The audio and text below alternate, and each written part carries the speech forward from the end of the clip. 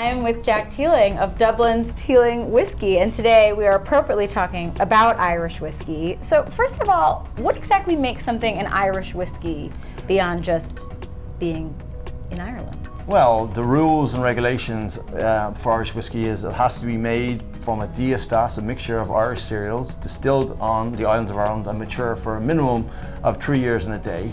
That unique, let's say, maturation of Ireland that you find in Ireland produces the distinctive taste that people associate with Irish whiskey. So the smooth, approachable taste profile, it comes from the unique, let's say, not too hot, not too cold, kind of damp environment that we endure in Ireland, but it produces a world-class whiskey.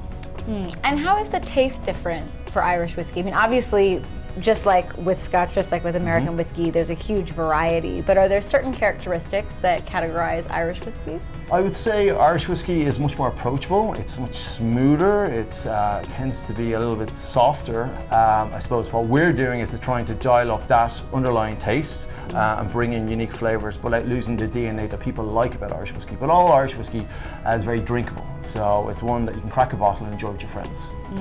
And talk to me a little bit about the history. You mentioned it earlier, but I mean, Irish whiskey has a long history, but it also has seen kind of peaks and valleys, and now it's kind of on the upswing again. So tell me a little bit about the history of Irish whiskey. Exactly right. Irish whiskey has gone through a couple of different cycles. We're actually in a new modern golden era. But back in the 19th century, Irish whiskey was a dominant force. It controlled 60% of all global exports. It was very prominent in the US, and even the location we're in now, the Dead Rabbit, is celebrating that unique provenance and heritage of being such a big whiskey in the US. But for a number of different reasons, we fell on hard times, and that was mainly around route to markets. So in 1916, 1,000 years ago, next year, the Irish started their rebellion against the British Empire, and over the next number of years we've starved Irish whiskey exports of the British Empire, all those markets. And then the Americans didn't help with prohibition. Prohibition didn't help you definitely very didn't much. help. It was the last big export market that we had and we lost. Sorry about that. Yeah, it didn't help. But so we fell into the dark days from the 1930s to the 1990s when Irish whiskey literally fell off a cliff. So we went from having 60% of global exports to 2%. But it's pleased to say that the Americans are helping getting Irish whiskey back on the tracks. Since the 1990s, Irish whiskey has been the fastest growing spirit in the world, continues to be the case, and it's been driven by the US. And so, you know, there's been a lot of Irish whiskey distilleries that have come on the market in recent years, yourself included.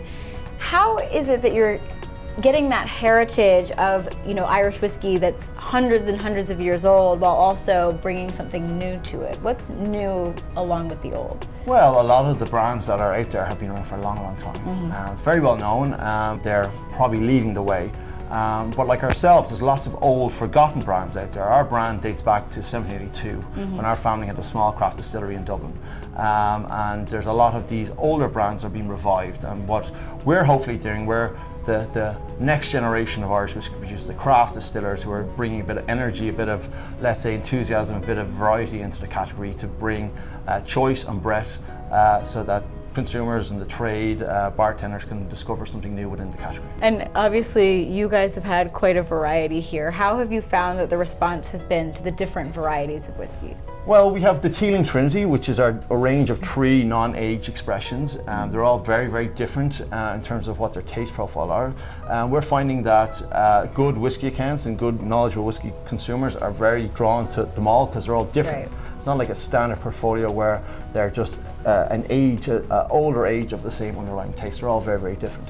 And they're all bottled at 46% with higher ABV, which allows them to stand up in cocktails. So yeah, and talking about cocktails with whiskey, I think a lot of times, you know, people are divided on the, you know, drink it straight versus cocktails. And how do you think Irish whiskeys do in cocktails versus, you know, your standard on the rocks or with a splash of water? Yeah, it's, again, I think we don't want to be lecture to people how they should enjoy it. So long as they like whiskey, they can drink it whichever way.